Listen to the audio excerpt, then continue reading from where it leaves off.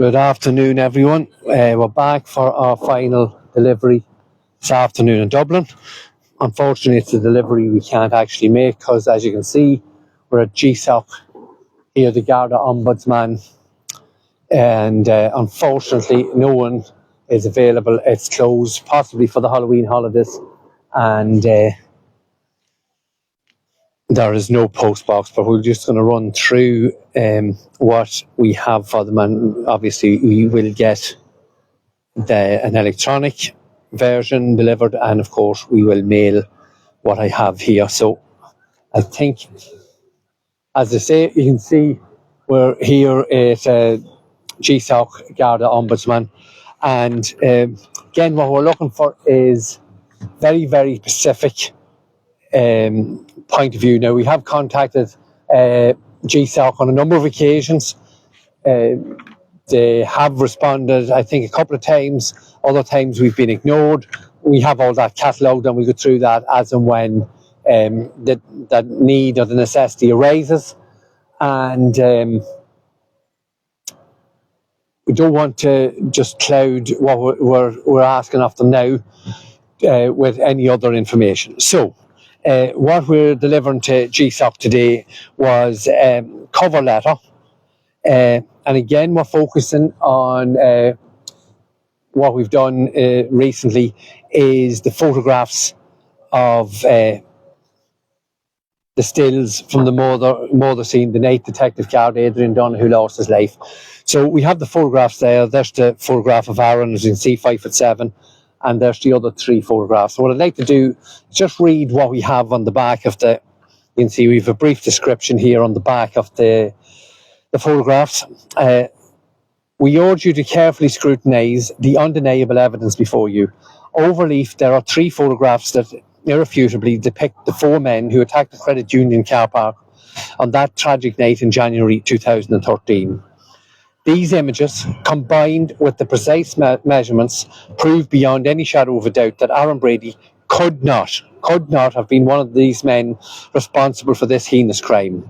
The facts laid out on these photographs are incontrovertible, and we demand that they be brought to light, and here's why. The first photograph shows the two gunmen who attacked the Garda car. The man holding the handgun is clearly 5'10", a fact calculated from the anchor point. We now have an anchor point on these photographs, and that is the apex of the open door of the Aventus Garda car.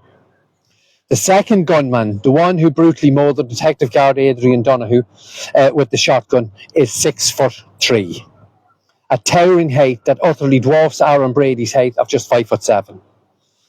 These measurements alone should have immediately disqualified Aaron Brady as a suspect, but this glaring fact was willfully and deliberately ignored by the prosecution and the authorities. The second photograph shows the raider who attacked Bernard McShane's car using the height of the Nissan Micra, the roof of the Nissan Micra, which is 5 feet. It is clear that the raider is head and shoulders. Just the tram going by. It's clear that the raider is head and shoulders above the car, standing approximately 5'10", 5'11". But additionally, Bernard McShane has described the raider's accent as distinctly Dublin and not local, a detail which further distances Aaron from the crime scene, as Aaron does not have a Dublin accent, and once again, a critical fact that has been completely and totally ignored. The third photograph captures the raider running around Pat Bellew's Mazda car. The apex of the open door of Pat Bellew's car, the Mazda, is 56 inches. The raider is again head and shoulders above the door, standing at approximately 5'11" and 6 feet tall. And Pat Bellew himself described this man as tall, certainly not small. So this too proves beyond any doubt that Aaron Brady, the stands only 5'7", could not have been this man. Now, let's be crystal clear.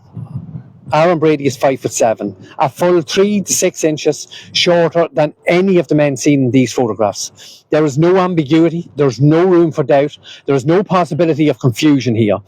These photographs paired with the witness descriptions and precise factual measurements, prove beyond any doubt that Aaron Brady was not one of the men present at the scene of the crime.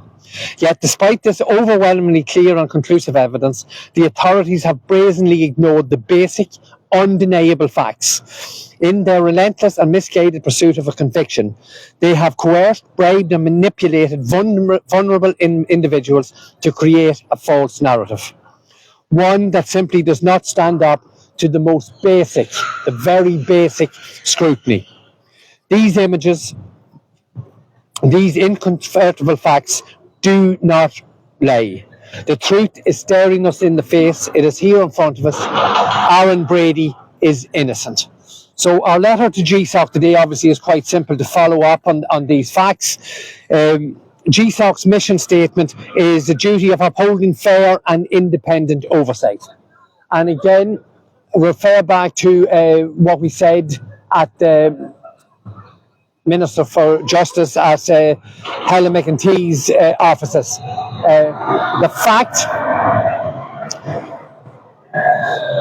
The fact that there may be ongoing court appearances, the Supreme Court appeal, obviously is totally and completely irrelevant at this stage. GSOC, who are entitled to investigate any of these complaints, have the pictures in front of them. That the man now serving 40 years for the murder of Detective Garda Adrian Donohoe, it is physically impossible for that man to have been in the car park the night of the murder and robbery.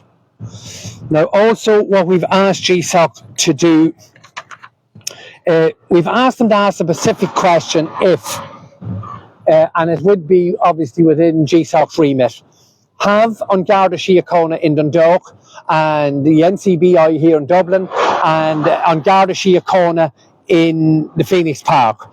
Obviously, the CCTV footage and the stills taken from those CCTV footage images would have been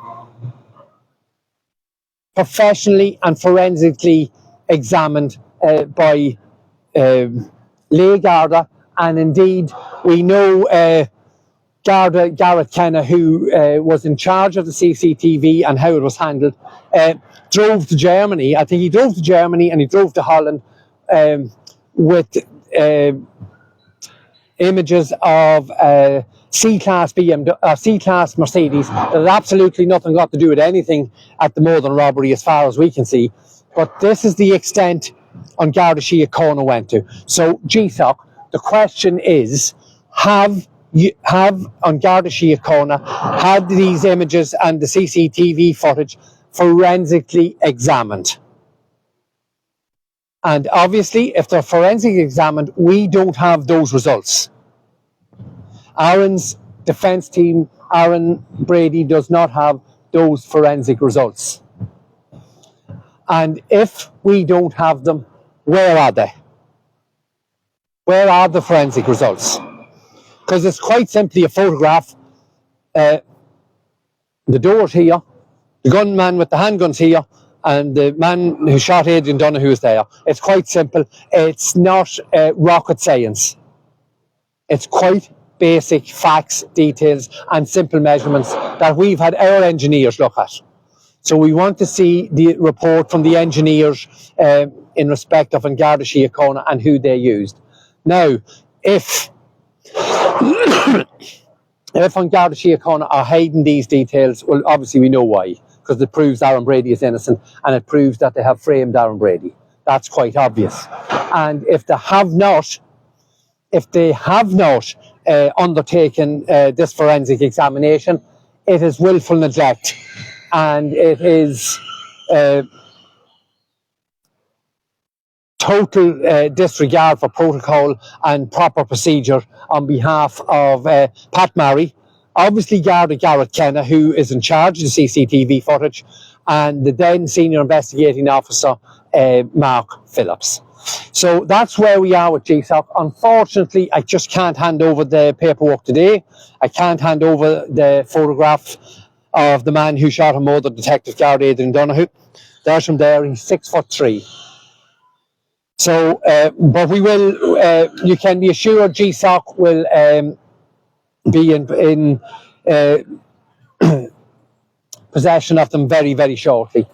Just one other point I wanted to clarify. We've had a number of people asking us about releasing all the photographs, the CCTV footage and the details. We have to be sensitive in regard to releasing this information, because although all this information was shown in court and everyone in the world, the Irish public, any individual are entitled to see it, but we believe it would be used as an excuse to some way taint Aaron's Supreme Court appeal. And I suppose, to be honest and to put it mildly, we may not have the greatest expectations for that appeal as regards the judicial system here in Ireland, but we have to respect Aaron's wishes and that of the wishes of Aaron's legal team. So that's the reason why at this moment in time we haven't, I'm just going to move out of the way for a second. So that is the reason we haven't released anything publicly at the moment. But Sinn Féin, DUP, SDLP, the Alliance parties and numerous people have these photographs. I also personally handed the photograph of the man who murdered Detective Guard Adrian Donohoe, Paul Reynolds, Owen Reynolds, Robin Schiller. I handed them to Mark Phillips, Garrett Kenna, Detective Des Tierney and a number of other detectives in the court, in the CCJ, 8 or 10 weeks ago. So the Irish media are fully aware of the existence of the photographs, and obviously the Irish authorities are fully aware of the CCTV footage that shows that Aaron Brady could not be the man who shot and murdered Detective Guard Adrian Donohoe. So I thank the people who are interacting with us, and that is the specific reason at the moment. Hopefully the judges at the moment are looking at a 1900-page document, which is Aaron's